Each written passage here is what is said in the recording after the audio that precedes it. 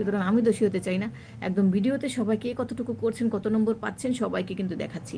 সেই সাহস যদি থাকে তাহলেই পরীক্ষা দিতে আসবেন, তাহলে নাহলে আসবেন না। ঠিক আছে? ট্রেনিং কি ফ্রি হবে? না, রসনা বিলাস আপা, না ট্রেনিং ফ্রি হয় না। ট্রেনিং টাকা নিতে হয়। কিন্তু যদি পরীক্ষা দিয়ে অনেকে আছে না আগে পারে, অন্য কোথাও শিখছে পারে, তারা পরীক্ষা দিবে। আর আমাদের উদ্যোক্তা যারা আছে তারাও দিবেন, তারা তো অনেকটা আমার কাছ থেকে শিখছেন, তাই না?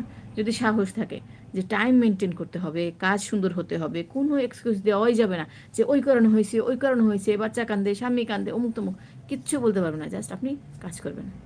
ঠিক আছে? সুতরাং পরীক্ষা দেওয়ার সময় কোনো আনমনা হওয়া যাবে না। যাদের পরিবার ঝগড়াঝাটি আছে, মারামারি আছে, তারা আসবেন না।